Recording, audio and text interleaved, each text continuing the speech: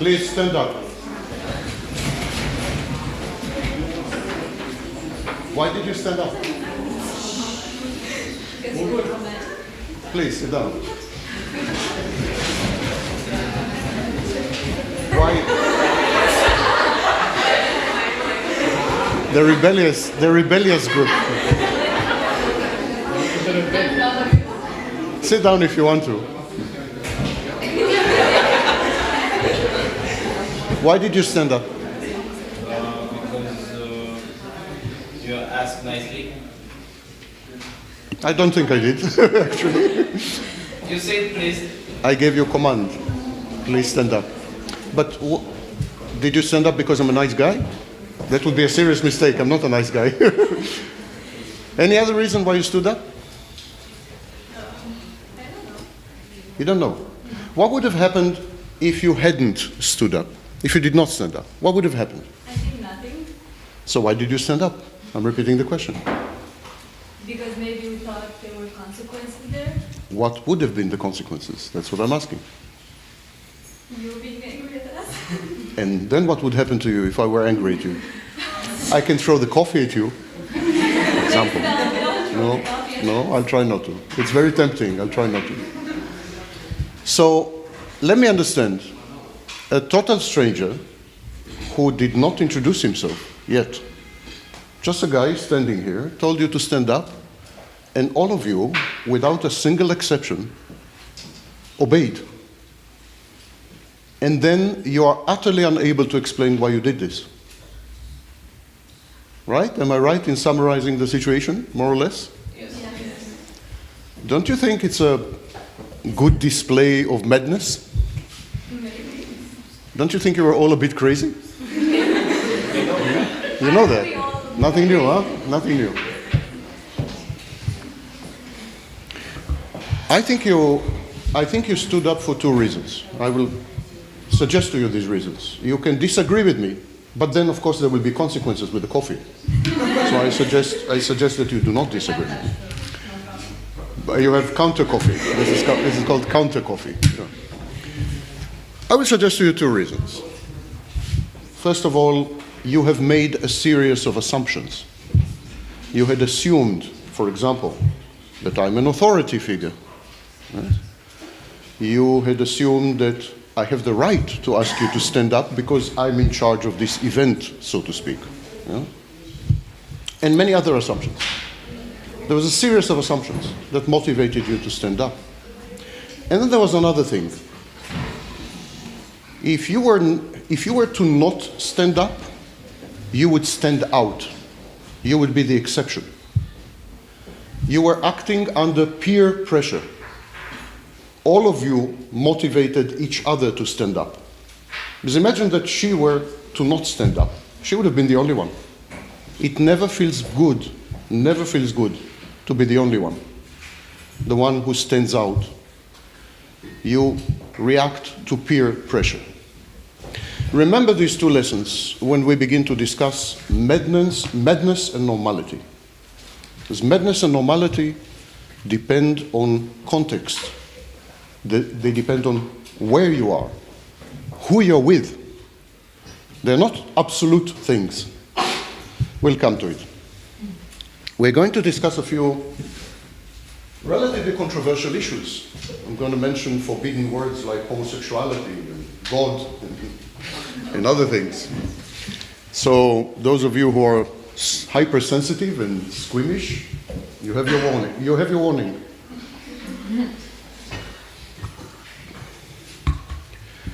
Here's one important thing to understand. What used to be considered crazy 50 years ago is normal today. For example, until 1973, homosexuality was considered a mental illness. We have a big book in the West. It's called Diagnostic and Statistical Manual. It is the Bible of all psychiatrists and all psychologists and professors of psychology like me. So it's our Bible.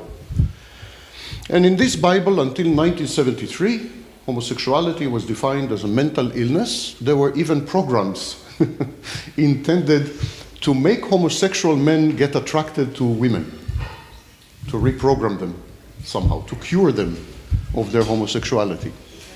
That was 1973, not the Middle Ages, not ancient Rome. It's 1973. That's not long ago. Well, for you maybe it's long ago. I was, at the time, 12 years old. So, for me, it's my history. And then there were 7 years of debates, whether it is a mental illness or not. And in 1980, it was taken out of the Diagnostic and Statistical Manual.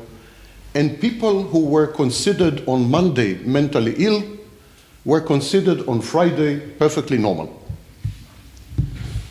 This is an example. Here's another example. Most religions,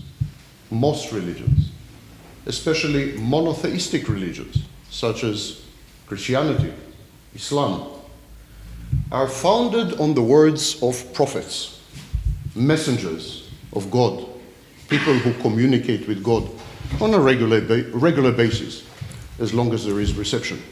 And these people came back and brought us a message from God, and this message had become religion. Had these people been alive today, each and every single one of them would have ended in a mental asylum with very strong medications. They are all of them, all the messengers, all the prophets, all these people who gave us Christianity and Islam and so on, would have been today diagnosed as suffering from psychotic disorder with delusional dimension or delusional aspect. That requires very heavy medication.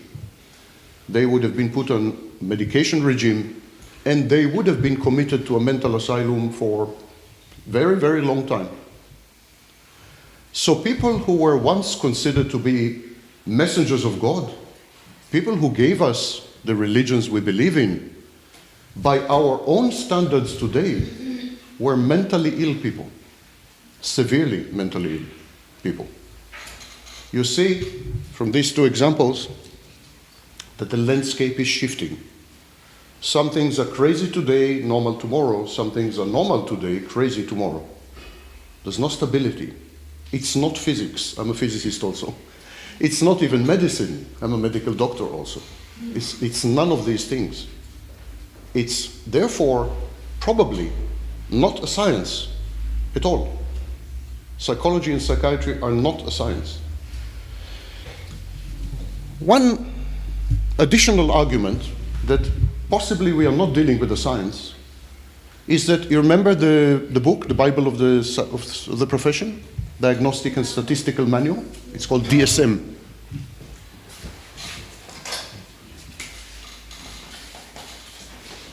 There are two Bibles.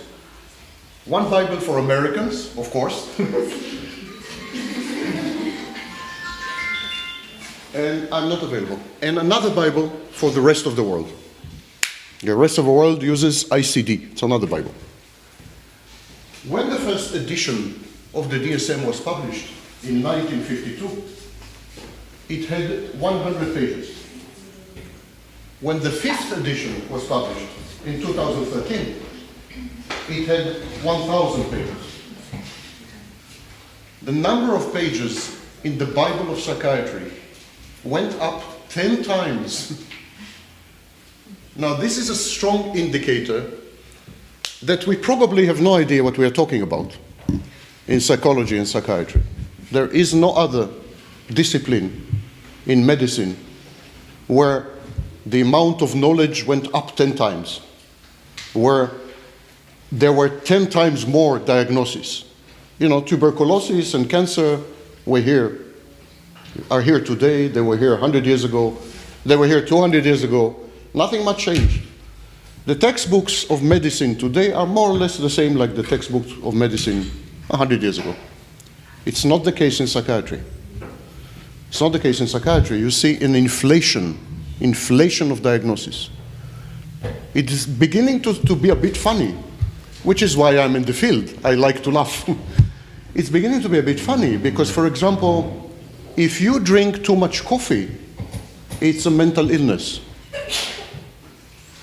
If you sneeze without permission, shortly it will be a mental illness also. Especially if you do it repeatedly. So drinking coffee had become pathologized in the 5th edition. If you use the internet too much, it's an internet addiction. It's a diagnosis in the DSM-5. If you fight with your teachers on a regular basis, you're mentally ill. It's called oppositional defiant disorder. It probably makes all of you mentally ill. So there's a problem there. There's a proliferation of diagnosis. Everyone is potentially mentally ill if you dig deep enough. That's not okay. That is not okay. The profession is in crisis because of this. Society allows you to be mentally ill to some extent. Society accepts that each and every one of us is crazy sometimes, or like in my case, crazy all the time.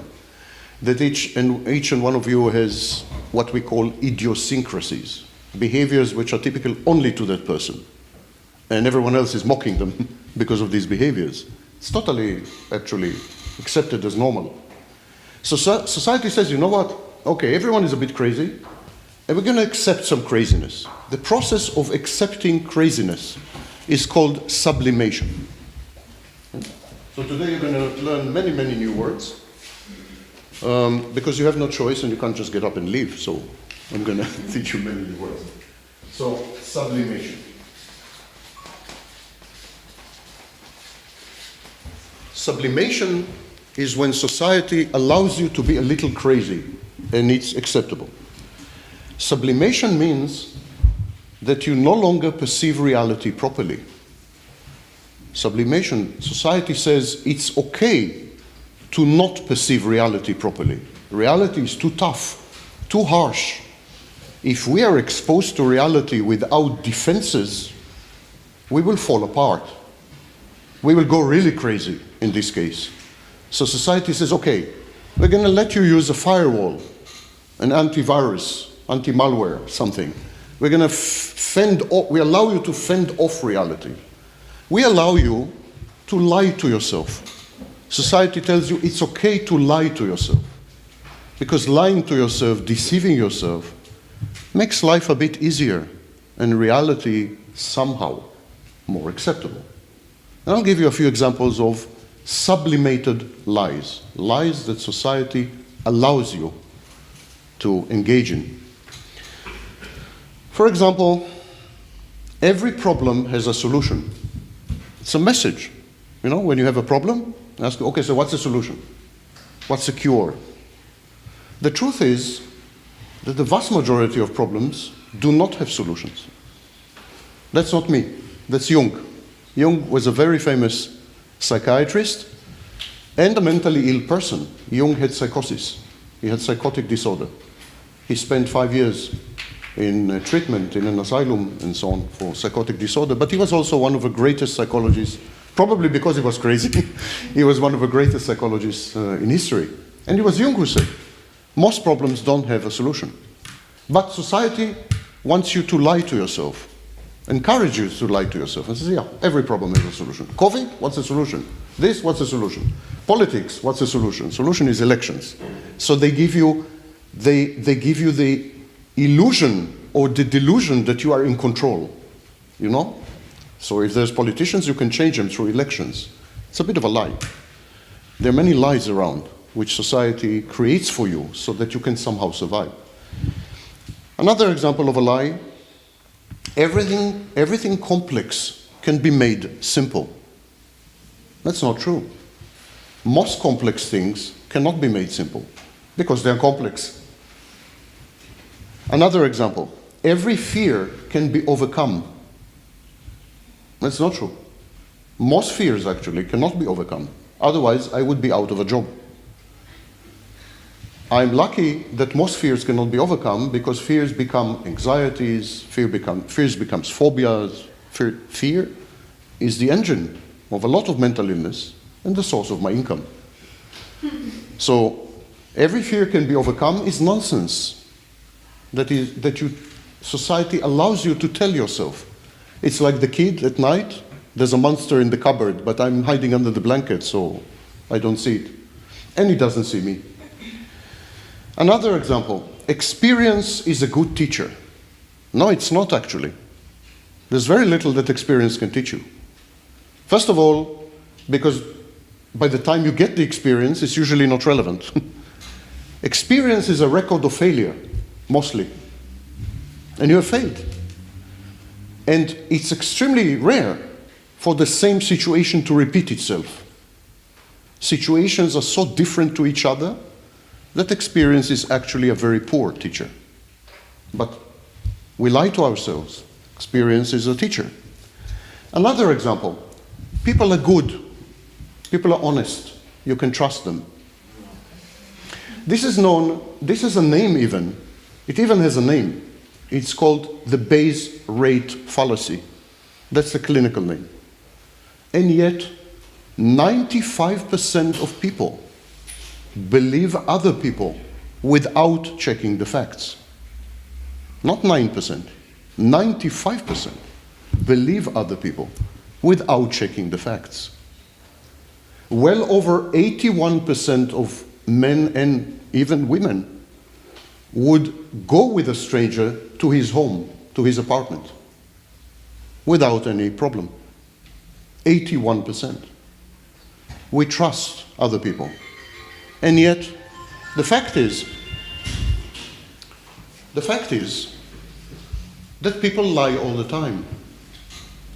There are studies by Dan Ariely and others that show that people lie most of the time, actually, because it promotes their goals and because they're selfish. The truth is that you cannot trust people. In the overwhelming number of cases, people are self-centered. They're not good. They can be good, but for their own reasons. And most definitely, you cannot trust what they say. You have to verify and check. It's another example of a lie that you're telling yourself, because without this lie, reality would become very frightening and very unbearable. We live in a cosmos of lies and self-deception in order to survive, and society encourages you. Then there are all the lies that are known as magical thinking.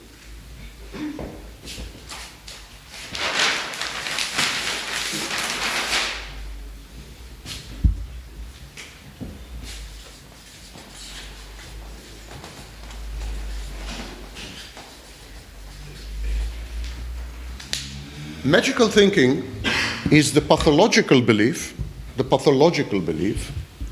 that you have an impact, that you can affect your environment, that you can have an effect on the world. It's pathological because it's untrue. Most of you, most of the time, have no effect on anything and anyone. It's a lie. It's self-deception. And we call it magical thinking. I'll give you a few examples of magical thinking. God is a form of magical thinking. It's a belief that there is some supreme being or supreme power, and it's a good supreme power. It's a benevolent supreme power. It's a supreme power which loves you and would take care of you on a personal basis almost, like he has nothing else to do. Yeah? Well, it raises, of course, interesting questions such as, where was God in Auschwitz? So, God is a form of magical thinking. Another form of magical thinking is, if you only put your mind to it, you can do anything. You have this message from Tony Robbins and other coaches, awaken the giant inside you, and all this nonsense. If you only put your mind to it, there is nothing that is beyond your ability to accomplish. You can do and achieve anything. Nonsense, of course. Nonsense. All of you are limited. I am limited. Even I am limited, imagine. All of you are limited. Every human being has limitations. Skills and talents and intelligence are not distributed equally, luckily for humanity. Even your height Even your height determines many things. For example, whether you will play basketball. But even more importantly, if you are tall, you will make more money. Beautiful people, especially beautiful women, and tall men make more money than short men and ugly women. It's a fact, unpleasant fact. But this, as I promised you, is going to be a highly unpleasant lecture. Because we're going to confront reality, finally, I hope. So there is this, if I only put my mind to it, so, and you see online, on YouTube, awaken the giant within. There is no giant within, there's only you. There's only you. And then there is the law of attraction, If you decide, if you focus strongly on a wish, the universe, the whole universe, by the way, the whole universe, including my wife, will arrange itself to cater to your needs. By the way, the police is here to arrest me immediately after the lecture. So justice will be done at the end of this lecture. Don't worry. I will be punished for everything I'm telling you. No good deed goes unpunished. I'm not available. So, the law of attraction. The universe will arrange itself to cater to your wishes. The truth is, of course, that the universe does its best to frustrate you and to prevent you from accomplishing almost anything you want. It's exactly the opposite of the law of attraction. If anything, there's the law of frustration. If anything. I don't think there is this or this. The universe, of course, is indifferent to you. Is indifferent. You are meaningless in the big scheme of things. You are meaningful only to yourselves. You are the engine of your own meaning. Do not rely on anything outside you for meaning, because no one gives a shit. Simple. Next example of magical thinking, yes? Voodoo. I take a doll, yeah? I think of a psychology professor, and I stick it with pins. And the psychology professor drops dead, hopefully. It's a form of magical thinking. The only one who suffers from this is the doll. So it's an example of magical thinking. Another example of magical thinking, Vaknin, yeah. Another example of magical thinking is what we call placebo-nocebo effect. I don't know how many of you have heard of it. Placebo effect simply means that I can give you a pill of sugar and I will tell you that it's a medicine, and you will have all the effects of the medicine. It's called placebo. I can even not give you anything and tell you that I did something remotely, and about 30 or 40% of you will have the effects of a medicine, even though I didn't give you anything. It's called nocebo. I'll tell you about an experiment we, vicious psychologists, had conducted. As you saw at the beginning of a lecture, we love to conduct experiments on suffering human beings, and of course the constituency, the main people who suffer, are the students. We are so lucky to have students. We would have invented them had they not existed. So, a famous experiment we had conducted was with alcohol. We took water, simple water, totally simple water. I say we, I mean psychologists. We took water, and we added a flavor of alcohol, but only the smell. There was not an ounce of alcohol in the water. It was water, simply water, with the smell of alcohol. We gave it to people. They drank it. They got dead drunk. Many of them went into blackout, which is an extreme form of alcohol poisoning where you lose the ability to form long-term memories. You don't remember what had happened. Most of you are not lucky enough to, and you will remember this lecture, but so this is the nocebo or placebo effect. It's a form of magical thinking. We can even get people drunk with water. This is how strong the mind is over the body, but not over the world. And that's a big source of confusion. Your mind has huge impacts on your body, but it's the only thing it has an impact on. It has no impact on the world. Do not make this, do not confuse the two. I can hypnotize you, and I can take this pen and put it on your skin, and I can tell you that I'm burning you during the hypnosis. And then your skin will form a burn, will form a welt. Your skin will react as if I'm burning you. That's the power of your mind. But on the other hand, if you were to focus very hard, hoping that I burn, nothing will happen to me. You have no effect on the outside, but you have almost full effect on the inside.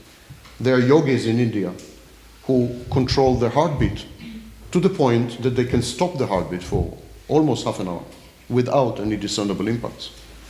So this distinction is very important. We call magical thinking a delusional disorder. It's a special form of delusional disorder. And delusions are very important because we are contradictory creatures. We have contradictions. If you have a cat, cats have few contradictions. They want to have food, you happen to provide the food, they pretend that they like you. That's a cat. And some husbands. You have a dog. The dog is conditioned. It's called operant conditioning. The dog is conditioned. Sit, stand, he hates your guts, but okay, he sits, he stands, he wants to eat. These are simple, relatively simple creatures or machines, if you wish, because everything can be described as a machine. We are not like this. We are the only species at this stage. We are beginning to think that maybe there are other species like this. We think, for example, that squids, octopus, we think they are actually complex creatures. We know that dolphins have complexity. But no one is remotely as complex as human beings, with the exception of politicians. So, human beings are complex. And when I say complex, I mean our programming is full of glitches and bugs, is bad programming. But it is exactly because the programming is bad that we adapt. The programming is not rigid, it's not fixed. So it is flexible. Our programming is flexible. So today there's climate change, we're going to be different human beings, we're going to adapt. But there is a price for this, and the price is that our programming is unpredictable. The price is madness.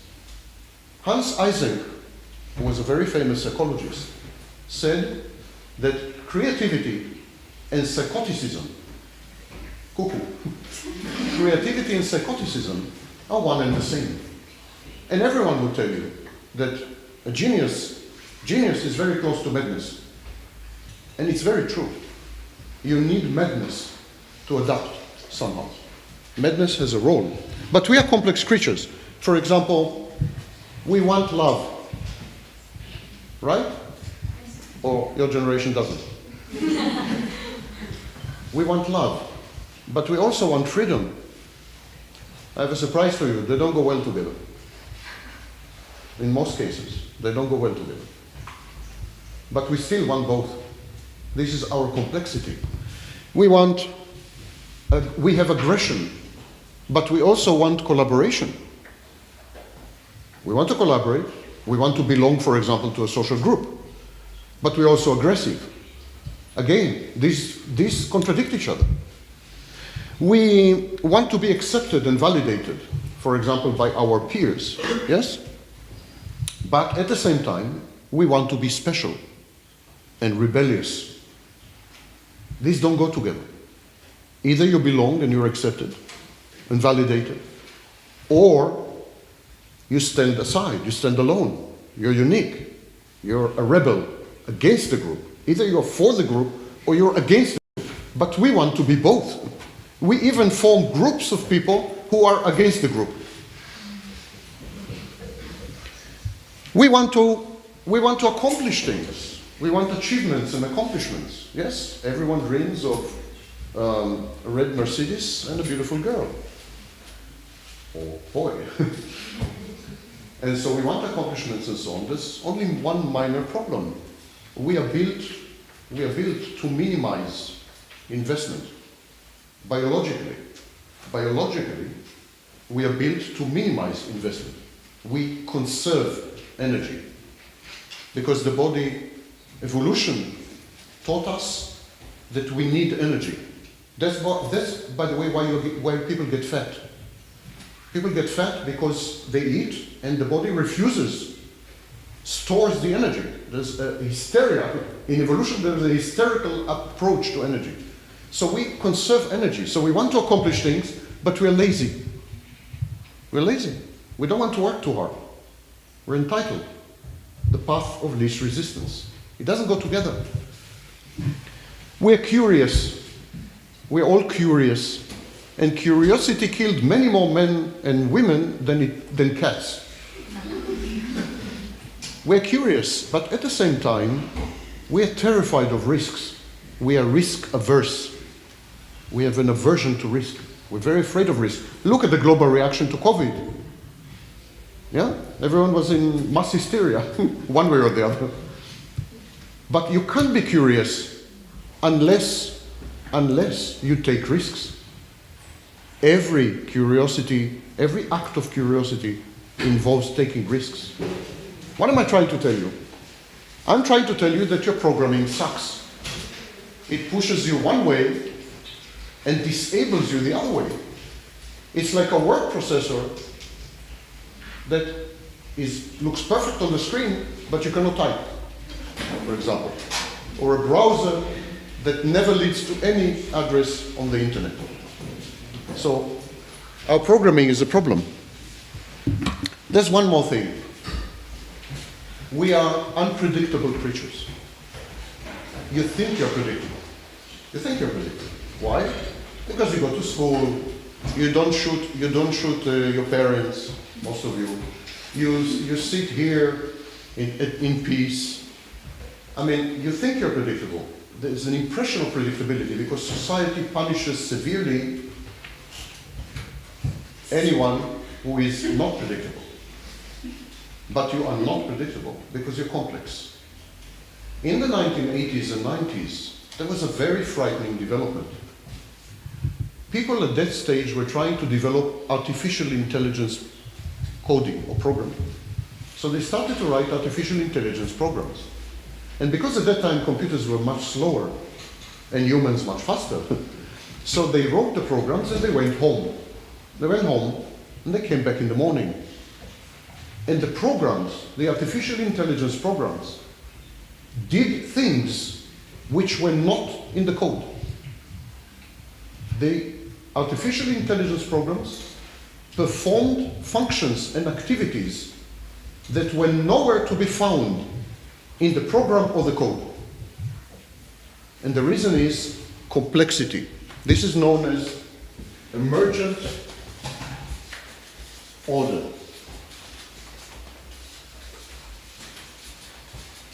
Emergent order, or if you want to impress your girlfriend, epiphenomenon. So, epiphenomenon or epiphenomena, this is when complex systems produce totally unexpected results that cannot be reduced or attributed to any part of the system, that come from nowhere. We are like that. That's why we have serial killers, psychopaths, narcissists. The manifestation of the unexpected outcomes of programming, of our programming, is what we call madness.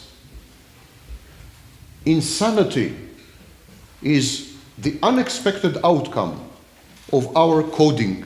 If we think of ourselves as computers, some of us do things that cannot be found in the code. And we call these people crazy. And these crazy people, according to Eysenck and many others, are actually the creative types. If you were to take 100 rock stars, 100 painters, 100 authors, 100 poets, and 100 psychology professors dressed in black, you would find that the majority of them suffer from diagnosable mental health disorders. Mental health instability is intimately linked with creativity. We need this. We need to produce things that are not in the code. Our code is DNA. We have cultural code and so on, but we need madness. Madness drives the species forward. So what is to be normal? Let's make a joint exercise. Let's make a joint exercise. What is normalcy? What is normal? I would like you to define for me normal. Do you guys understand the English? Because Radu here can help or translate. Clearly not.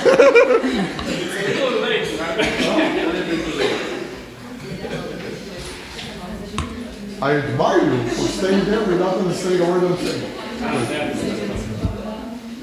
Now that's an example of unexpected outcome of programming. I would like you to help me, a poor foreigner, professor of psychology, to define what is normal. Depends. Normalcy is, in the most cases, defined by humans, so I agree. by society. So Yeah, there are some if standards. Most of the time, sometimes something for me is normal, but for her is not. You think everyone has different definition of normal? Yes. Okay. but I think these Do you days believe that? the society kind of tells us the normal of everyone. I mean, everyone should have something normal. In common. In Yes. common. So society homogenizes. I think it shuts down your throat, some standards no one can completely fit in. Okay, they shove it down your throat, but do you disagree with these standards? Do you find them wrong or unacceptable? Some of them, So some definitions of normal you would disagree with. not some of the standards. No, I'm not talking about behavioral standards. I'm talking about who is normal. So one answer was everyone has his own definition of normal. Then there was modification. Society homogenizes this, finds the common denominator. It's like Venn diagram. You know Venn diagram? You have this and this. So what's your name? Yanis. Sorry? Yanis. Yanis? Yes. Okay. Yanis has this definition of normal, and your name? Diana. Of course. And Diana has this definition of normal. So they disagree. Yes? Because they have different, but they agree on this. So they would have something in common. They would have some agreement on some things that are normal. And I think that's the case, really. I think it's a Venn diagram. I don't think the big discussion is about what normal is. I think the big discussion is about what problems you get about not normal things. We'll come to that. We'll come to. First, by defining what's normal, we will get to the abnormal. But first, let's agree what is normal. So we agree that there are some common things. There's not total agreement on what is normal. Of course, I fully agree that there's no agreement. But I also would say that the vast majority of human beings share some common ground as to what is normal. But what is normal? What is this? I want you to define this. What is this? How would you, for example, would you say that I'm normal? Forget this question, bad question. Would you say about each other that you're normal? Would you agree that you're normal? So what is normal? Is normal just a concept? Normal is a concept by definition. Like, I'm a man. We call it tautology. It's defining itself. But what is normal? How do we agree on this? What's the procedure to agree on this? What procedure are we using to get this? I consider that we find the things you have in common by experiencing similar things. We have in common feelings, emotions. For example, I think that it's normal to feel bad, or it's normal to feel happy. It's normal to want to feel loved, and it's normal to want relationships with others. How do you know that? Because everyone feels this. Everyone. And Statistics. things like this. It's Statistics. It's a statistical concept. By the way, it's a statistical concept. In statistics, you have normal. It's mathematics. Mathematics. But I think also that normality is a social construct. I'm sorry? I think think also that normality is a social construct. Yes, it's a social construct because it's a society-wide construct. If you are alone on an island, only one, it would be extremely difficult for you to define normality, and after some time it would be extremely difficult for you to be normal. Our normalcy, our state of normalcy, the belief that we are normal, depends on constant comparison. We constantly compare to others. That's why we have fashion. Fashion is a form of establishing normality, comparing to other people. We always compare. So it's a statistical thing, right? We agree on this at least? Better for you to say yes. Okay. So, statistics.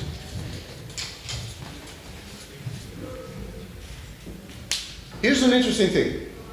When you have 3 people, it's more difficult to define what is normal than if you have 3 million people. Statistics is much better, much more powerful, the more people you have. Of course, sample, the concept of sample.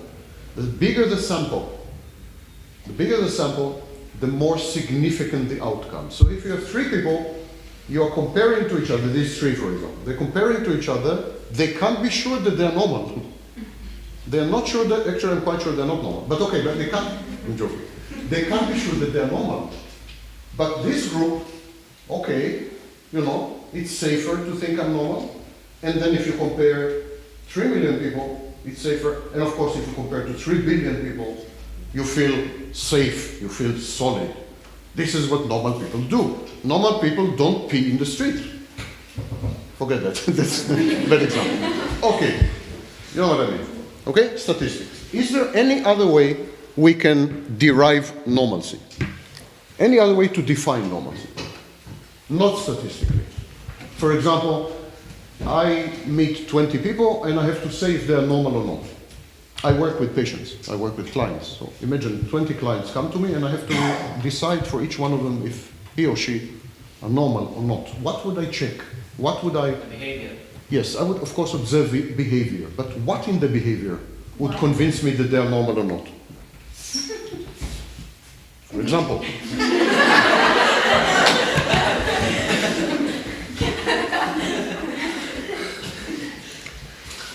The way they're talking, their body language, Functioning, yes. The way they yes, it's examples of function. True. their body, vision, their their vision of something. thought, Does it thoughts. I Yes. would also I'm think- just taking what you're saying and I'm making it bigger. I would also think the environment. We'll leave the environment for a minute. Imagine that just 20 people come to me and I don't see there. I don't see the family. They just come to I me. mean, you asking them where they live, the relationship with the people. Yes, I can do that, but there is such a huge variety in this that it will not help me much. Some of them will hate their parents, some of them will love their parents. Those who love their parents need medication. So it will not help me much. But yes, I would observe the functioning, including thoughts, including what we call cognition. I would observe the functioning, the way they think, how they report emotions.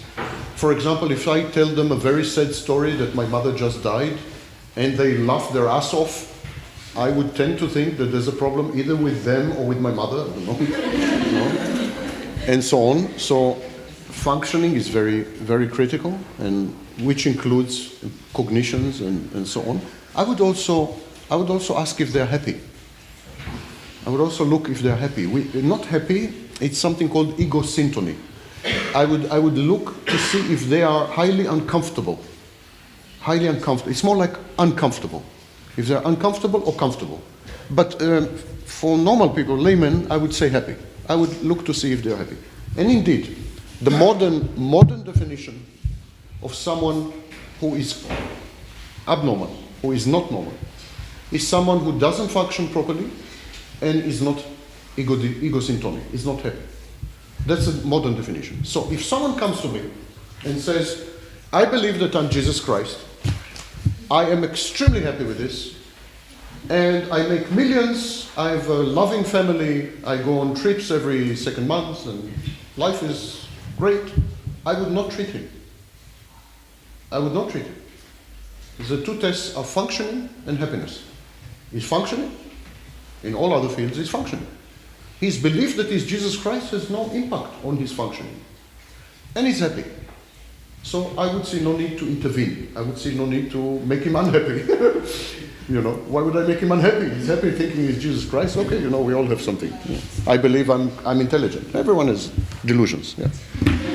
So the second definition is functional or operational definition.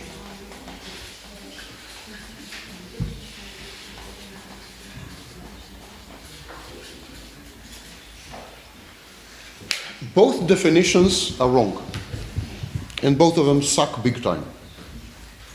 I will give you examples to show you. The first definition is statistical. You look around you and you say, well, I am like everyone else, so I'm normal. Yeah? Now imagine that I take all of you and I transport you back into the 1930s, even in Romania. 1930s. I don't need to take you to Germany. In Romania, there was a pro-Nazi regime in the 1930s. Imagine I take you back to the 1930s, and I take you to Nazi Germany. In Nazi Germany, the majority of people, the vast majority of people, believed that the Jews should be exterminated, should be killed. And there were millions of people who enrolled in the SS. 3 million were members of the SS, for example, in Germany. In other words, psychopaths succeeded in Germany, and generally the entire population had types of beliefs that we consider to be insane. The belief in their own superiority, the belief that they should kill other people, that it's a morally commendable, so it's a good thing to kill other people because they're improving the world, and so on. They held delusions about many things and so on. The entire population of Germany at the time, or vast part of the population, would have been easily diagnosed as mentally ill today. And yet, if you were German and looking around you, you would feel totally normal. If you were German and you thought that you should not kill the Jews and you should hide Jews in your basement, you were mentally ill. In that environment, you were mentally ill, and people were put in mental asylums because of these beliefs. In the USSR, in Soviet Russia, people who did not believe in certain things, for example, people who did not believe that the aristocracy should be executed, and so on and so forth, they were put in mental asylums for life. What am I trying to tell you? Looking around you, statistically, is not a good idea. Because everyone around you could be crazy, like in Nazi Germany. Everyone around you could be crazy or delusional, like in Soviet Russia. And so you would look around you, and you would say, wow, I'm normal. I'm a psychopath, yes, I like to kill people, but it's great fun because everyone likes to kill people. And I'm totally normal. Insanity is infectious and can affect collectives. We have collective insanity. Even clinically, we have collective insanity. It's called psychogenic mass effect. So whole collectives, whole groups of people can go insane simultaneously. And do. Looking around you, statistically, is sometimes a good idea and sometimes not a good idea. Now, in science, if you have something that works sometime and doesn't work at other times, then it's not a law. I mean, you can discard it. It's not scientific. Defining what is normal based on statistics is not working, because sometimes you will get the wrong answer. Like in Nazi Germany. Everyone is crazy there. Everyone was psychopathic. If you were a psychopath, you made millions. You became powerful. You know, being a psychopath was a great idea in Nazi Germany. It was a positive adaptation. But no one would say that a psychopath is normal except another psychopath. So it's a bad definition. So we say, okay, statistics is not a good idea. Let's look at the other idea, functional, operational. So if someone is functioning and is happy, he is not insane. It's okay. I mean, he doesn't need help. He doesn't need help. But is he normal? If I firmly believe that I'm Jesus Christ.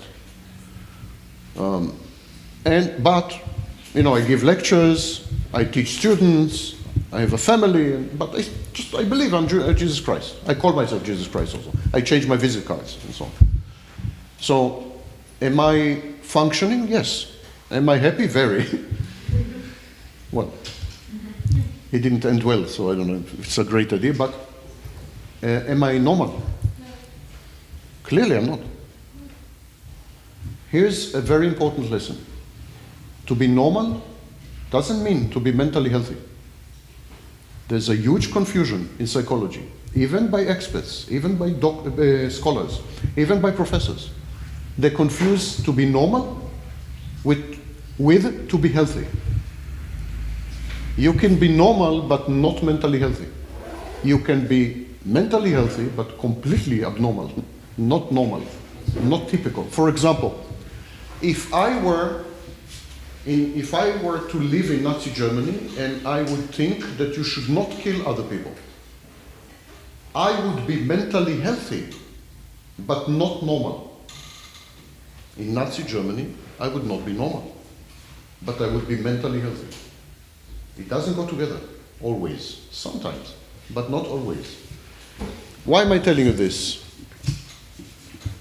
It's a seriously bad idea to accept what society tells you. It's a really, really seriously bad idea. Because society can program you or affect you in ways that would make you feel normal, but actually would drive you to insanity or lack of mental health. Society can make you mentally ill by deceiving you into thinking that you're normal. We have abnormal societies that make people feel that they're normal, but they actually make these people become mentally ill. Societies are very dangerous constructs, and we should be very careful with this. Actually, there's a whole movement.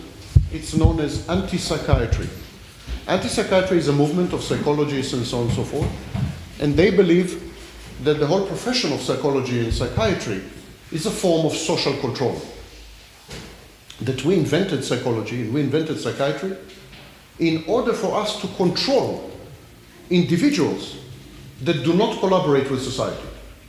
If you don't collaborate with society, if you hate rules, if you hate law, if you're rebellious, if you're defiant, I have the power to define you as mentally ill. I have the power to compel you to take medication and to lock you up in many ways, in a mental asylum, in a prison. Society uses or abuses psychology and psychiatry very often, very frequently. And the anti-psychiatry movement claims that psychology and psychiatry are not sciences. They are not sciences, but they're forms of social control. It's a bit of an exaggeration.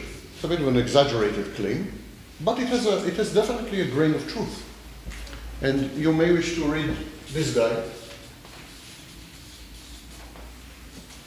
It's a non-pronounceable name because he's Hungarian. Was. And so he's the father of this movement called anti-psychiatry.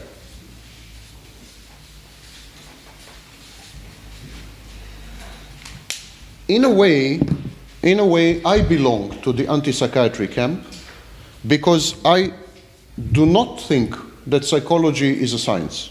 I do not think actually that psychology can ever be a science. I think it's nonsense. For various reasons which I will not go into. If you're very, very interested, you can go to my YouTube channel.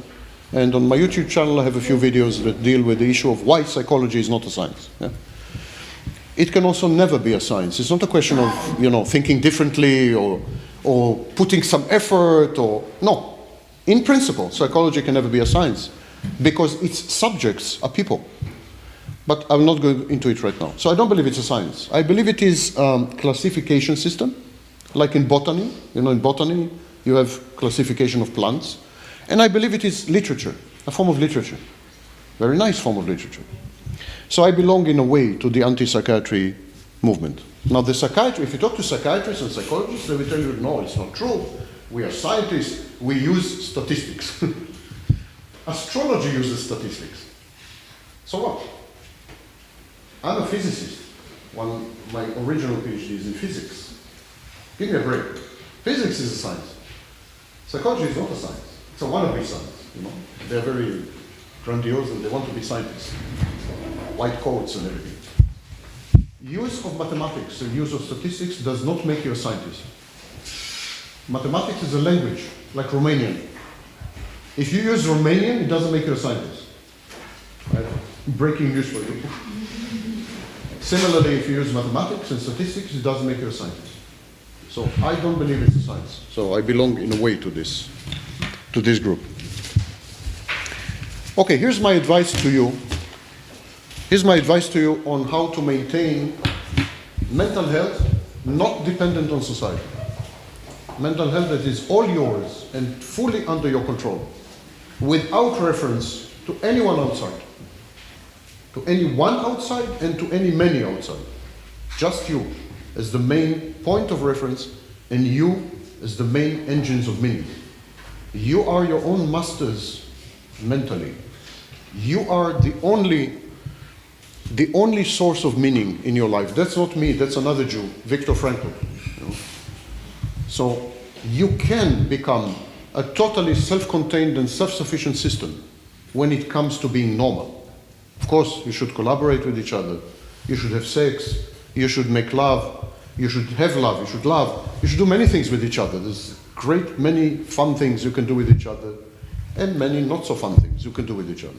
But that you do things with each other is great, but you should never give power to someone else. Never give power to someone else over you in any way, shape, or form. Not emotionally and not in any other way. Surrendering your power is a seriously bad idea in terms of mental health. So I'm going to give you a recipe for self-contained, self-sufficient, self-generating mental health, which you can take with you to a lonely island without anyone except 2 monkeys. Still, you would be mentally healthy if you follow this recipe. But I'm not going to do anything. I'm on strike until I get coffee. That's it. No,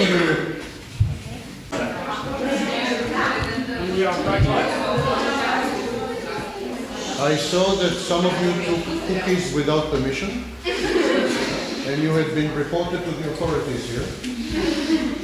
So say goodbye to your parents and 3 months in prison.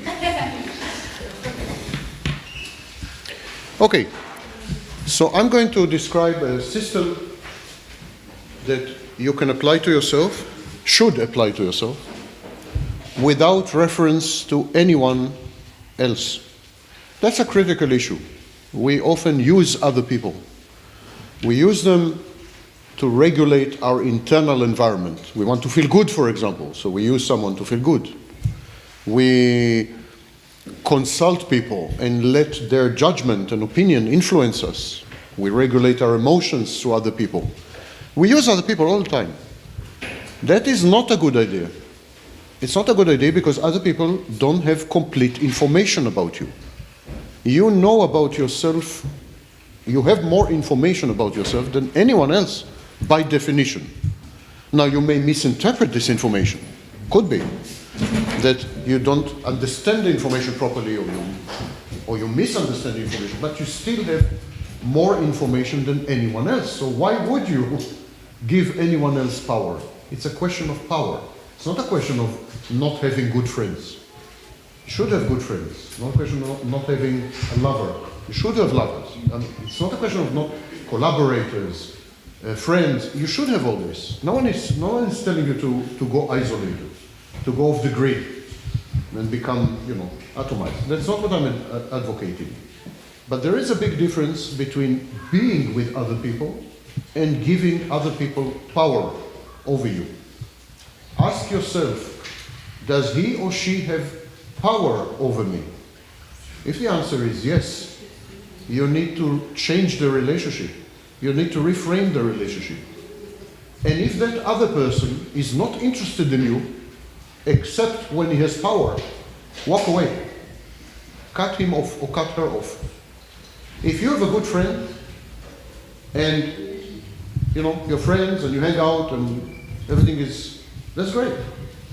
But if she has power over you, and when you try to take back that power, she doesn't want to be with you, good for you. Never give anyone power over you. Anyone. The power should come from the inside. And the first test of this power is known as boundaries.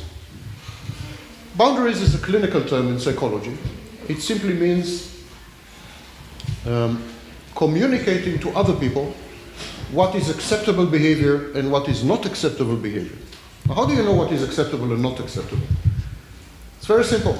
Anything that makes you feel bad is not acceptable. End of story. Anything that makes you feel good is acceptable. Anything that makes you feel neutral, not bad and not good, is up to you. 3 simple principles. It makes you feel bad, it's not acceptable. It's not acceptable, so don't accept it. Communicate to other people, this makes me feel bad. So I would ask you to not behave this way. And if the other person insists to behave this way, walk away. You have the nuclear weapon. You and Vladimir Putin have the nuclear weapon. And the nuclear weapon is walking away. You can withdraw your presence. This is the ultimate in weaponry, in modern warfare. You can withdraw your presence. Do it. Set boundaries. Boundaries come from inside, not from outside. Boundaries come from inside. First, you should have a dialogue with yourself. You should ask yourself, does it make me feel good? Does it make me feel bad? I think it makes me feel good, but does it really make me feel good? Or does it make others feel good and I feel good because they feel good? This secondary good, like I feel good because they feel good, is bullshit. It's not real. But how do I set boundaries without feeling bad that I set one? No, if you set boundaries according to your genuine, authentic reaction. Yeah, but what if the other person gets mad, but I don't want to cut him off? Gets mad and you don't want to cut them off? Mm-hmm. Then you love yourself less than you love the other person. And that's not healthy. You should love yourself most. You're number one. Always you're number one. There is no other person who is number one. And that applies to parents and children, lovers, friends. You're always number one. If something is wrong with your self-love, you will not be able to properly love other people. They will be damaged too. You think you're doing them a favor, you're not. So if you sacrifice your sense of well-being for another person, seek help. I will give you a discount. You set boundaries. You're number one. Remember that. You're not number one because you are such geniuses. And you're not number one because you're number one because it's all you have. It's all you have. You have only yourselves. Don't kid yourself. Throughout life and until you die, which is where I'm going shortly, that's all you have. You discover as you go through life that the only person you really have is you. So take care of you because you have nothing else. And so you decide, this makes me feel bad. I'm not going to stand for it. Go away. You're making me feel bad. Or change your behavior and stay. You don't want to stay? You don't want to change your behavior? Don't stay. Bye-bye. Yes, it involves pain. Of course, any breakup is heartbreak. But that's a price, it's a short-term price. If you stay in such relationships, there's a long-term price. And it is the price of denying yourself. Now we have a name for that. When you destroy yourself gradually, incrementally, until you disappear, how do we call this? Suicide. There are many ways to commit suicide. gun, bullet, bad relationships. Most common way for committing suicide. Smoking, of course. So, set boundaries. Talk to yourself first. Almost no one talks to himself or herself. You talk to each other, you talk to I don't know what, you never talk to yourself. Talk to yourself. What? Are you serious? You're the most important person in your life, and you're not talking to the most important person in your life. You're talking to your peers, your teachers, your parents. Who are they? They're secondary. Talk to yourself. And I believe it comes to the question, why do people choose to please others instead of pleasing themselves when we as humans should please ourselves first? Yes, I wouldn't say please. It's not a question of pleasing yourself, it's a question of not feeling bad. Look, it's minimal. I'm giving you a minimum condition. I'm not telling you, no, you should please yourself at other people's expense. I'm just saying, don't feel bad. Just not It's allow all, it's minimal. others to have power of us, to control. People have various motives. Power is only one of them. They may be exactly the opposite. They may be weak. And they take their energy from you. They take the power from you. Exactly opposite. It's not that they want to control, they have power, but they're weak. So we have this in codependency, for example. But what if he has power over me, but he teaches me how to love or use that kind of power for a good reason? Nothing good comes out of power play or power asymmetry. Don't kid yourself.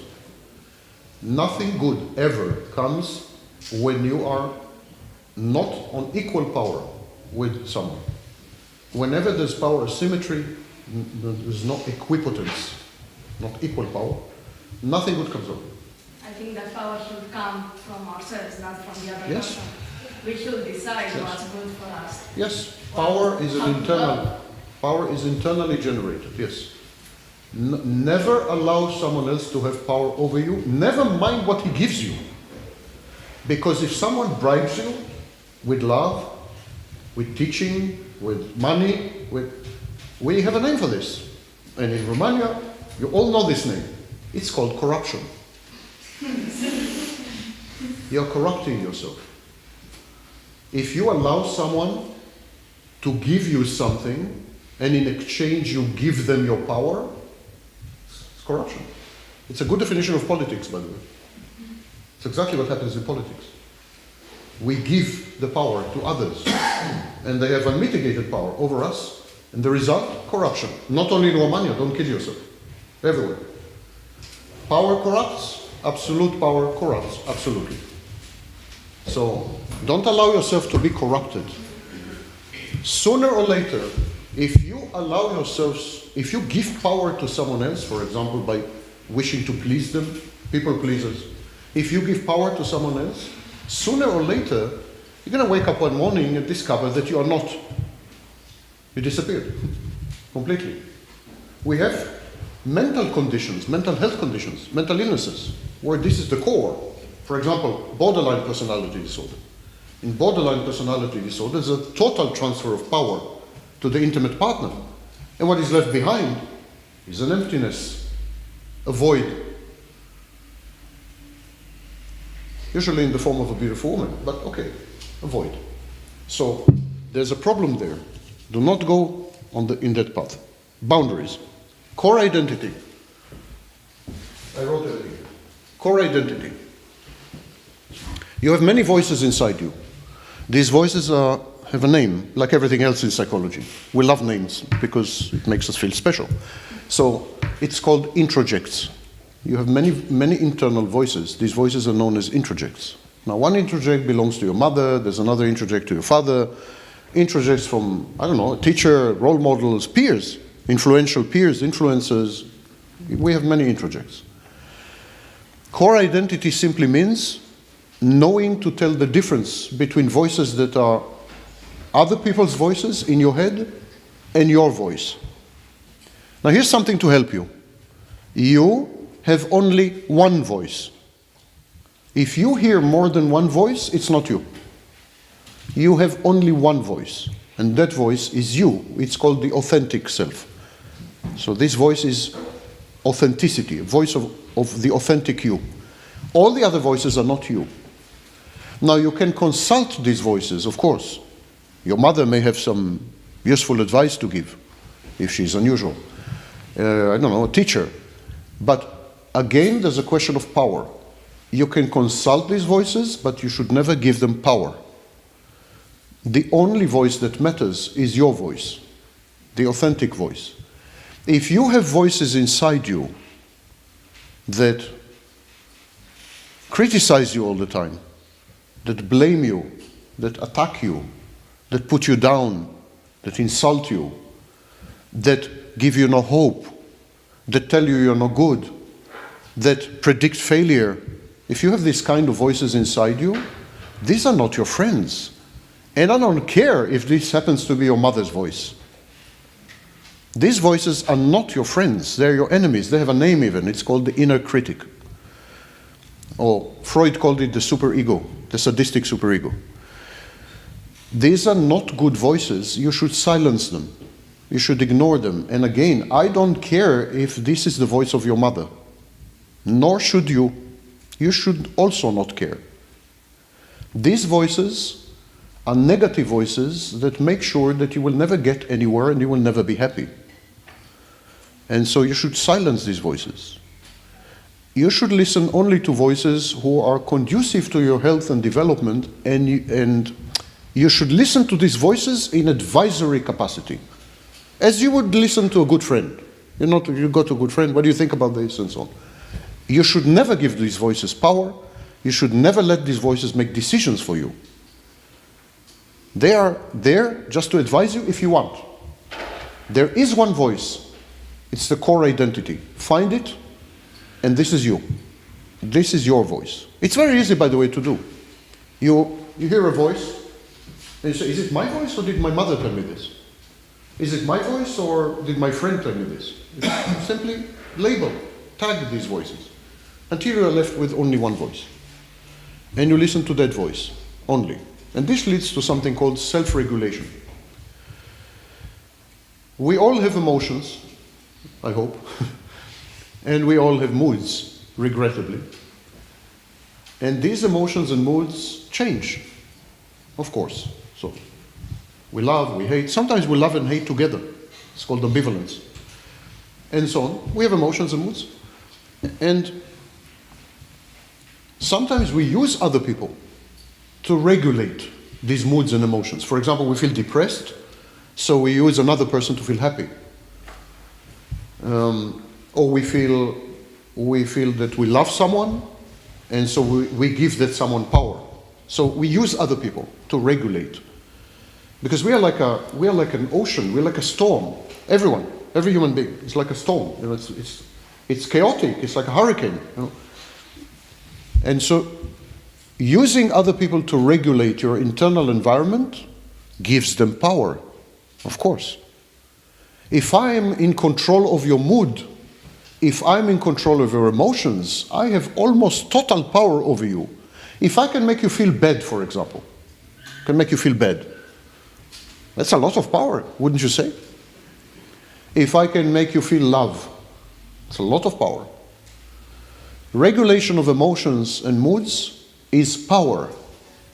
If you let other people regulate your moods and your emotions, if you let other people dictate to you how you feel and what you feel, these people have power. They have power over you. You remember the first principle? Never give people power over you. Never let anyone change your mood or tell you how to feel or cause these feelings in you. Now we have mental health conditions. For example, dependent personality disorder, also known as codependency. Codependents are men and women who need other people to regulate their internal world, their internal environment, so they become dependent on other people. It's a form of addiction. Sometimes we become dependent not on other people, but for example on alcohol or drugs. They have the same function, exactly. Alcohol and drugs regulate moods and regulate emotions, and so we can easily become addicted to another person. If he is as tasty as alcohol, yeah. You can become addicted to another person. It's very easy. Addiction is indifferent as to what it is that you get or who it is that you get addicted to. Never allow yourselves to become addicted. Because addiction implies surrender of power. It's all about power. You heard of Darwin? It's a Darwinian world. I'm sorry that I'm not, a nice guy and telling you all kinds of fairy tales. The world is about power. And so power is your currency. Power is the only asset you have. Don't give it away so freely to other people.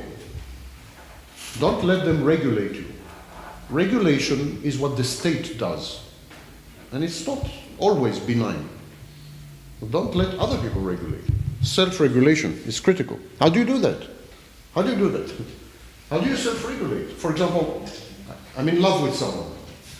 I'm in love with someone. So every time she shows me attention, I'm the sky. I'm happy.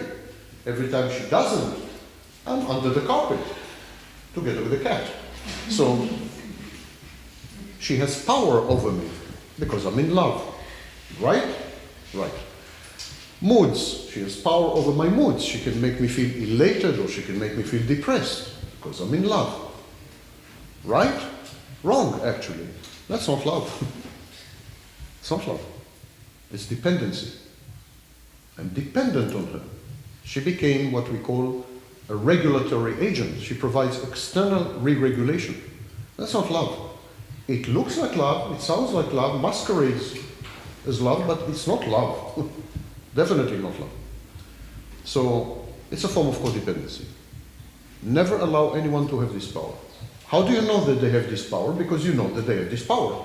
If there is somebody who can make you feel depressed and then can make you feel happy, walk away if he uses this power.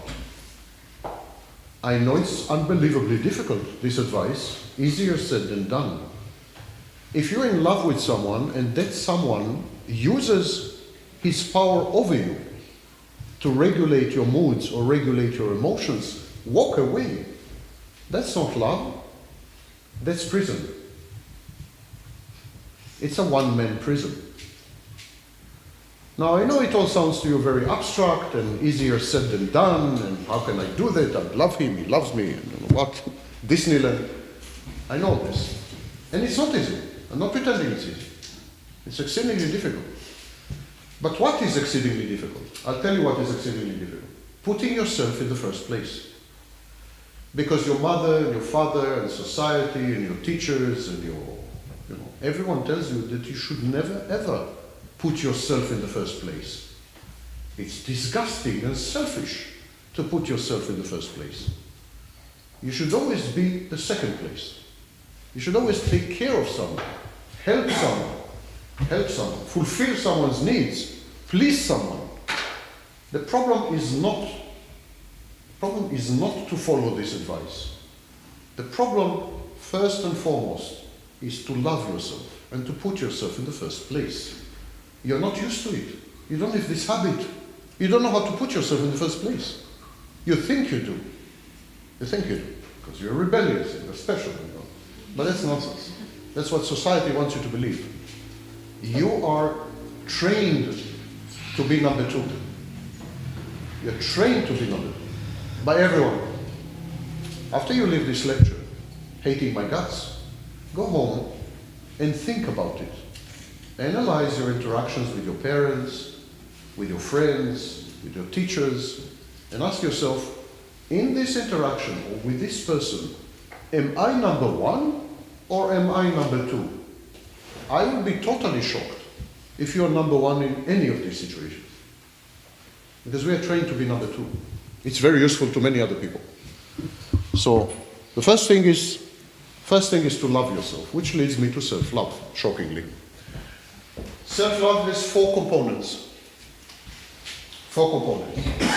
Self-acceptance, self-awareness, self-trust, and self-efficacy. They all start, I don't know if you noticed, I don't know if you're in a position to notice after such a long lecture, but they all start with self. I don't know if you notice. So they all start with self because it's about you. Self-love is about you.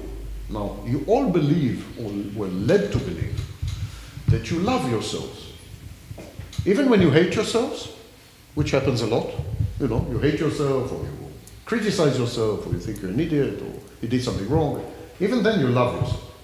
Because here's breaking news. If you don't care about yourself really, you don't even care to criticize yourself. You just don't care anymore. You don't even criticize yourself because you don't care. You know, I give, among many other things that I do, I give couple therapy. So couples come to me. I have no idea why. Okay, but they come to me. And the first thing I do, I provoke them. I provoke them to fight. I want to see if they're still fighting.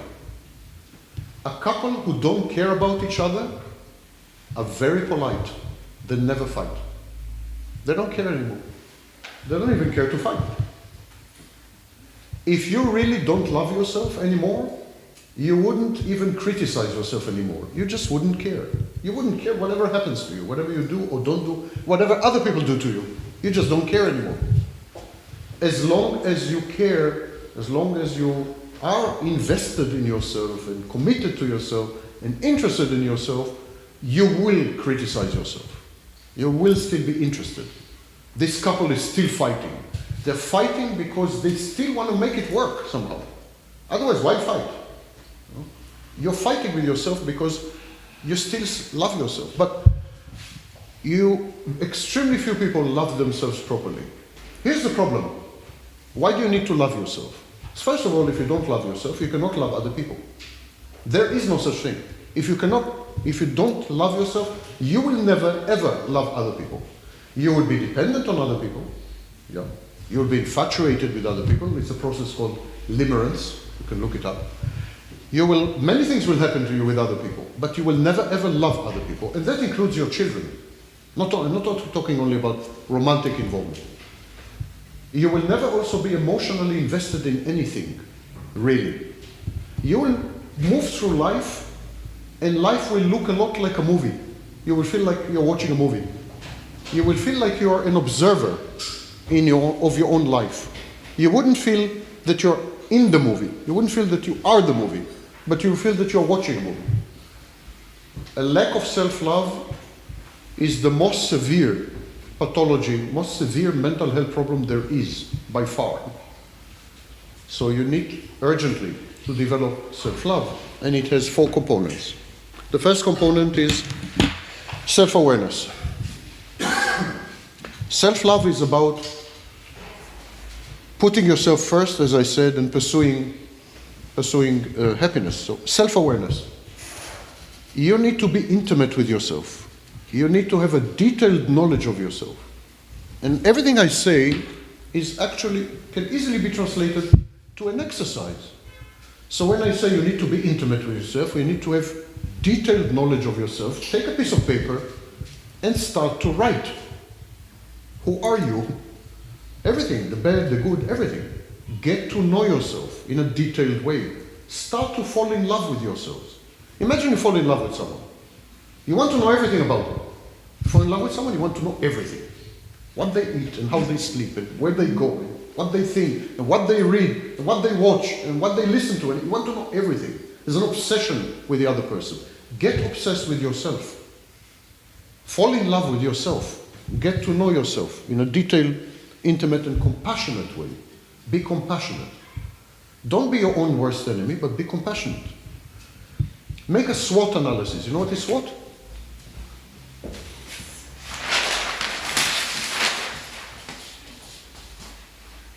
SWOT is in business studies. Those of you who will go on to study business and become very rich people, and then politicians and even more rich.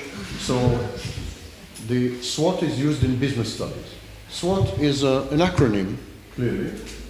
It is strengths, weaknesses, others, threats.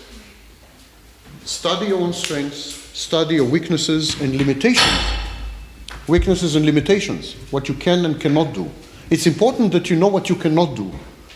Not only what you can do, but what you cannot do, so that you don't frustrate yourself and you don't set yourself up for failure. Write and write and write. This process is called journaling. Get to know yourself.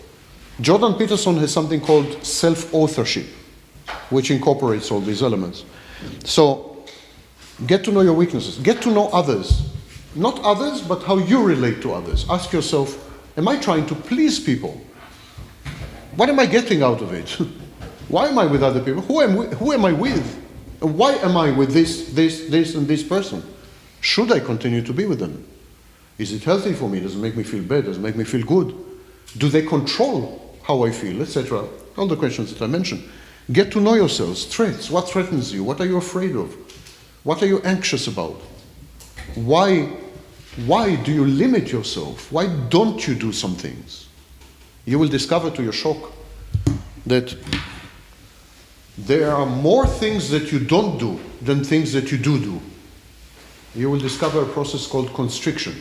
You will find out that you are constricting yourself. There are many, many, many things that you will never ever do because you have assumptions, hidden assumptions about yourself.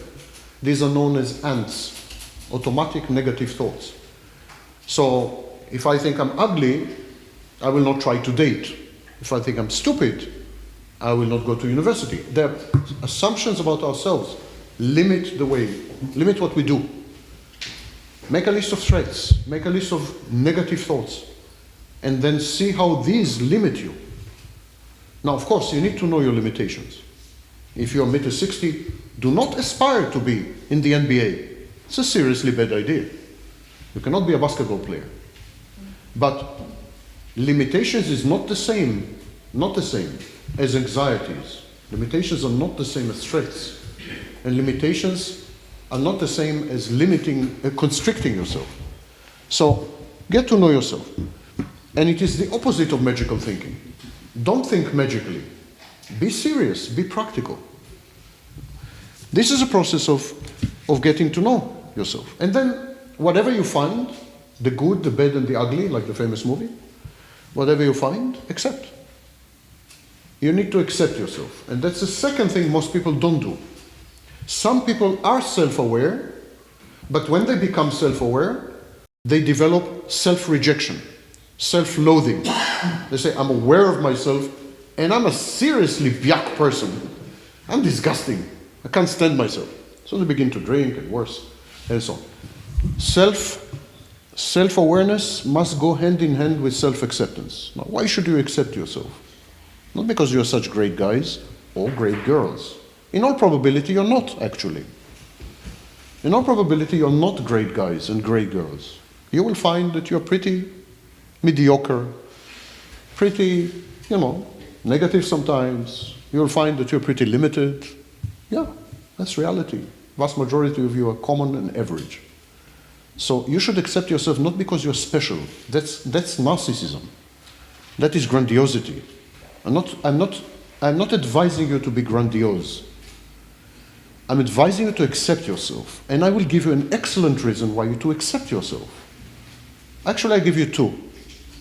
Number one, no one else will. Simple. Number two, that's all you have. That's all you have. You're effed. You're stuck. That's the hand that nature gave you. Accept it. It's like you're sitting in a poker game, yeah? You're playing poker, you get a hand.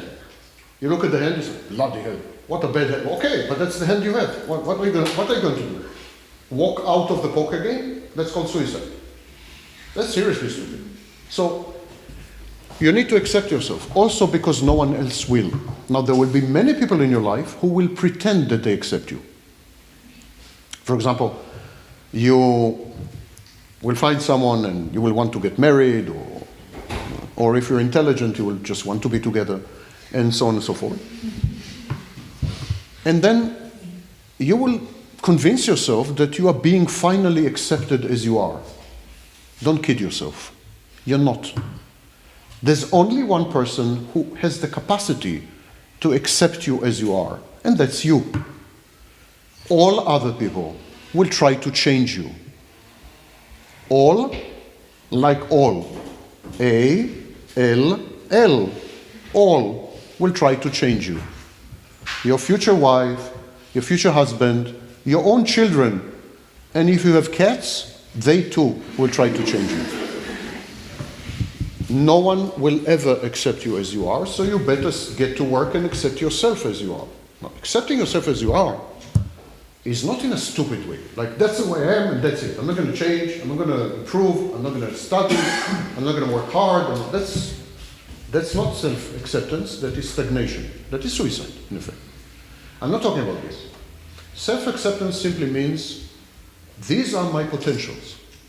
These are my strong points, my weak points, this is what I can do, what I cannot do. This is what I shouldn't be afraid of, and I will never give my power to anyone else, and that's it. So self-acceptance is unconditional, but it's life-enhancing. It's not life-limiting. So how do you know if your self-acceptance is healthy or not healthy? Because there are two ways to accept. Yeah, again, I repeat. I can say, listen, this is who I am. I really suck as a person. I'm a horrible person. I accept myself. I'm a horrible person. Yeah, that's it. I don't have to do anything anymore. You know? That's not self-acceptance. How do you know that it's the wrong kind of self-acceptance? Because it doesn't enhance life. It doesn't push me to grow, to develop, to evolve, to learn new things, to be exposed to new people, to travel, to create. Self-acceptance that doesn't lead to these things is not self-acceptance. It is a form of self-criticism. It's a harsh inner critic. The inner critic, this harsh voice inside you that tells you that you're nobodies, you are zeros, you're unworthy, you're bad, you're stupid, you're a failure. This voice inside you, everyone has one. This voice inside you, he knows you. Otherwise he wouldn't have any power, yeah? This voice knows you. He knows you well. And this voice inside you accepts you. Why? Because this inner critic, this harsh enemy inside, wants you to remain the way you are. Otherwise it has no power. If you change, this voice becomes powerless. So it wants you to be the way you are, it accepts you. It accepts you the way you are. But it's a voice of death. It's a voice that wants you dead. Mentally at least. So you ask yourself, having developed self-awareness and having developed self-acceptance, you ask yourself, am I accepting myself in the right way? Am I accepting myself in a way that will make me change and grow and develop and evolve and so on? Or am I accepting myself in a way that will keep me stuck and dead, in effect? If it's the second, it's not you, it's the inner critic, it's that other voice. You must be very careful, because that was the first lecture I gave in Romania to another group of victims. So in that first lecture I discussed the concept of the self, and I explained in that lecture, I tried to at least, in that lecture, that the concept of self is bordering on idiotic. There's absolutely no such thing. We are collections. We are collections of voices. We are collections of voices, collections of selves. We have self-states. So here's the problem. You're not one person, you're a zoo. There's a whole zoo. There's zebra, elephant, giraffe, you know. And you're in the zoo and you say, am I the elephant or am I the giraffe? You have a giraffe self-state and you have an elephant self-state, and you're not sure which of these is you. It's a lot of work to find you. To find you in this crowd, because it's a crowd. It's a lot of work. And many of these people, they look exactly like you. They're copies, they're clones, like identical twins. So you say, well, that's me. Yeah, I recognize myself in the mirror. That's not you. So many of these voices masquerade. They pretend that they have your best interest in mind. They pretend they love you. They pretend, you know. But I'm providing you with simple tests. Do they have power over you? Bad. They're wrong. They're not real voices. They're not authentic. Do they drive you to stagnate? Do they drive you to not grow, to not develop? These are enemies. They're not voices. Even if they look like you, even if they tell you, I love you, I love you. You know I love you. There is a concept of tough love, you know? It's a mother, for example, who would tell you horrible things about yourself, and she would tell, I'm telling you this for your own good. I'm telling you all this for your own good. So that's not for your own good. I know it's tough to accept, but even the people with the best intentions around you, which include your parents, are not always your friends. Not always your friends. You must be very, very careful. Sometimes it is exactly the people with the best intentions who are your worst enemies. You must be careful. And sometimes you are the enemy. I have seen the enemy, and it is I. It's a minefield. Life is a battlefield, to quote a great mind. Okay. Self-trust and self-efficacy. Self-trust, after you develop self-awareness, and self-acceptance, you become your own best friend. Not only you become your own best friend, but in many ways you become your only friend. I'm not advocating social isolation. I'm advocating intimate self-recognition and for you to have the only power. So at that point you can trust yourself because you are your best friend. You can trust that you have your best interest in mind. You can trust that you have your back. If you're in trouble, you can trust yourself. You become self-sufficient. You're not controlled by anyone. No one has power over you. You're self-sufficient. So you begin to develop self-trust. Many of you don't trust yourself. That's why you go to friends and to family and you're never sure, you're indecisive, many of you. The minute you self-accept and become self-aware, that is resolved automatically. Self-trust comes automatically. You don't have to work on it. You simply learn that you know yourself well and you know what you need and that you pursue your best interests. Having done this a few times, you begin to trust yourself. And then when you trust yourself, you develop self-efficacy. Self-efficacy is when you obtain the best outcomes. You extract the best outcomes from the environment. Self-efficacy simply means that when you want something, you know how to get it. Not everything. Again, if you're 1.60 m, you will never be in the NBA. Except if in Pygmyland, yeah? You will never be in the NBA. So when I say self-efficacy, it doesn't mean that any goal you set your mind to, you're going to achieve. Actually, you're going to achieve very little. And very few of your goals will come true. Most of your life you will spend in frustration and defeat and failure. Sorry, but if you learn to accept yourself and to trust yourself, it will not matter. You will not care. You will keep trying. And sometimes you will succeed. And that is called life. Life is about losses and failures. Life, I repeat, is about losses and failures. These are the engines of growth. There is no other engine of growth. Accomplishments are not conducive to growth. Ask any rock star. Ask Kurt Cobain from Nirvana. Accomplishments do not help your growth and do not make you happy. Loss and failure make you grow. Accept yourself and accept this. Be self-efficacious in the sense that you set realistic goals, you pursue them with your own power, and whatever you obtain, whatever you accomplish, it's 100% yours. It's not your mother's, it's not your husband's, it's not your partner's, it's not your children's, it's not your cat's. It's yours. And only yours. And this is called self-efficacy. The belief that you are capable of setting realistic, rational goals and then achieving them. Goals that are beneficial for you. It's a simple recipe. It sounds very complicated, but it's actually pretty simple. Start writing, get to know yourself. Start accepting yourself the way you are. Imperfect. You are imperfect. Start accepting yourself.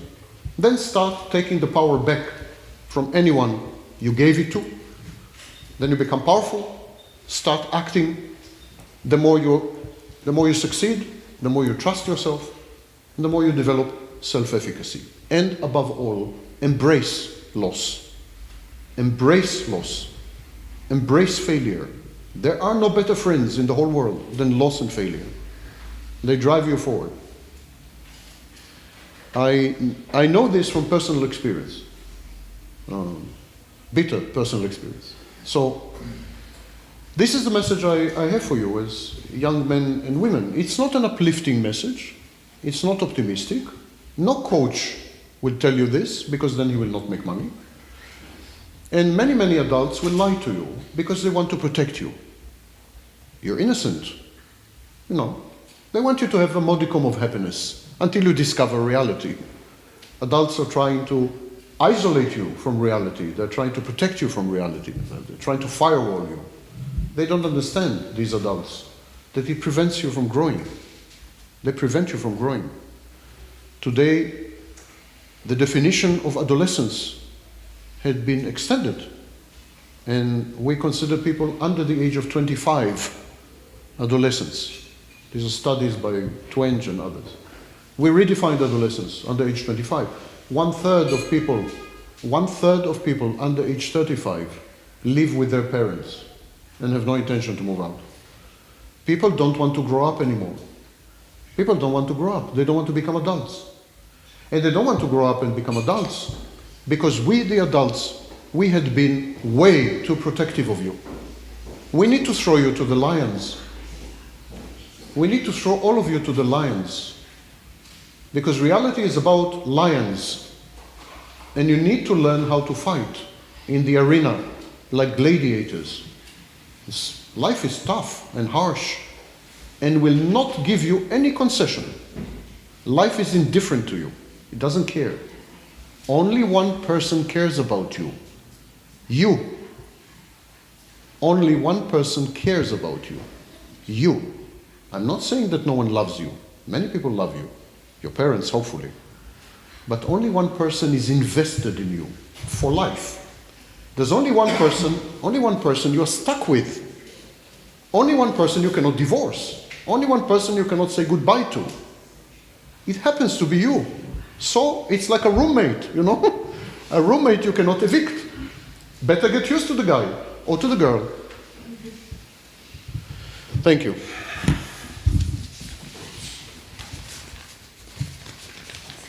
If you have any questions, feel free to ask. You will make all the others angry because they want to go away, but so I'm open if you have any. You all seem to be in a state of shock, consternation, considering to jump from the window. We're just processing because it's a lot of information. It's a kind of information that I don't think you will get anywhere else. It's not that people are not people are lying to you, but as I said, I think they're protective. They don't think you're capable. I find it insulting. I find it demeaning. They don't think you're capable of coping with reality. You know, they're like, oh, we're gonna. I think you're capable of coping with reality. Absolutely. I respect you.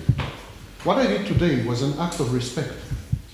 So I told you what I think to be the truth, because I think you're capable of dealing with it. If I had been a typical coach or a typical psychologist even, I would tell you a lot of bullshit. You know? Love, this, that. Yes, there is love, of course. The world is full of things. It's full of love, it's full of genocide, it's full of many things in the world. It has movies and music and serial killers. It's like a Luna Park, you know, theme park. But all in all, life is tough and life sucks. Especially if you're not your best friend. Then it really sucks. And you will discover that you're stuck with yourself. Whatever happens, you're stuck with yourself. In the West, for example, your chances to divorce are 50% almost. And second marriage is 70%, and third marriage is 90%. 31% of people in the West live alone until they die. They're lifelong singles. Another more or less 17% are in between so-called relationships and so on. Loneliness has become the norm. And so we have to acknowledge reality. People are much more lonely than they used to be. My mother's mother, my grandmother, she grew up in an extended family. There were multiple generations in the same household. So there was like a small community. My mother and father lived only with us, and I live only with my wife, and I could have easily been single. It's pretty typical today. I think it's not okay that we are not teaching people to be alone. This is becoming the standard, you know. And it's not okay that we are pretending, we're pretending there's no elephant in the room. There is an elephant in the room. We need to teach loneliness skills, and we need to teach self-love, and we need to teach everything I just tried to convey to you. And we are not doing this. We are betraying. We are betraying your generation in any case. We're betraying your generation with the environment. We're betraying your generation with gender roles. I mean, we have made a mess of things. My generation made a huge mess of things for you. And I will exit soon, I'm on my way out. And you will be stuck with the garbage. You will have to clean the party. I had the party, and you will clean the... And this is how things stand, I'm sorry to say. And one of the major betrayals of your generation, by my generation, is that we are pretending that everything is fine. We are pretending that there had been no party. We are pretending that everything is as it used to be in the 50s or 60s or 70s. And it's not. It's not. And it's not. And we are not giving you the basic skills. We are teaching you everything you don't need. Everything you don't need you can study in universities, school, even on YouTube. Everything you don't need. For example, 99% of all the material online is about relationships. And yet, the vast majority of people spend most of their time alone, not in relationships. It's a fact, statistical fact. It's like teaching a quadriplegic how to run.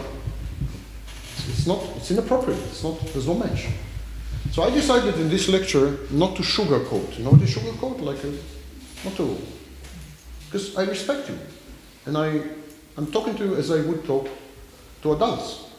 You're not adults, I'm not an idiot. But, okay, you're not adults, I am an idiot. But I think you deserve honesty. I think so. And I think anyone who is dishonest with you, you should throw out the window next time. Because this is an act of self-love. Do not accept disrespect. Do not allow anyone to disrespect you. And not telling you the truth is the ultimate form of disrespect. It's called gaslighting. That is why I do appreciate a lot that you are realistic with us, because all this protective side of most of the adults doesn't really help us to prepare for the future. Mm-hmm. As you said, life isn't easy, and we are taught that everything is pink and rainbows are everywhere in the sky. But this lecture really helped me to realize that it won't be that easy, but instead you told us how hard it will be, but a way to cope with everything that waits in our life. You have a huge weapon. You have your best friend with you. It's an enormous gift. You just refuse to be friends with the guy, with the girl. But you have already with you everything you need. Everything you need to survive, and everything is there inside. But you don't grant yourself access. Because you are focused on other people. You're focused to please other people, to love other people, to let other people have power over you, and so on. When actually you have inside everything you need. You're totally self-sufficient. This whole concept of society and children, and these are all new things. You think these are like as old as humanity. That's not true. Until the beginning of the 20th century, there was no such thing as a child. There was no concept of child. Louisa May Alcott wrote a book about 6-year-old girls. So today we would call them children, yes? The book is called Little Women. That's the book. It's called Little Women, because there were no children. Even the concept of children is totally new. Romance is totally new concept. It's about 60 years old. All these things that you think they are forever, and like since the cavemen, romance with the this is new. These are all new. People didn't get married because of romance or anything. People got married for self-interest, for economic reasons and so on. Love, the concept of love is very, very, very new. There was love in the 13th century, 14th, but it was chivalric love. It was a form of social signaling. So, for example, in the 13th and 14th century, if you were in love, you never ever had sex. Absolutely not. The knight was in love with his lady, but he would not dream in his wildest dreams to have sex with her. Love and sex had nothing to do with each other. It was a form of social signaling. Many of the things we take for granted, like they're very new, extremely new, and probably temporary. And so, if you have a historical perspective, you realize that social institutions and all this is nonsense. It's passing. It's fashions. These are fashions. You know? And so if these are fashions, why would you invest everything you have in transient things? And why would you give power to other people? Invest in yourself. Empower yourself. And then you will be in the position to share, to collaborate, and so on. But not before. Not before. That's the message I have for you. I'd like a round of applause because this was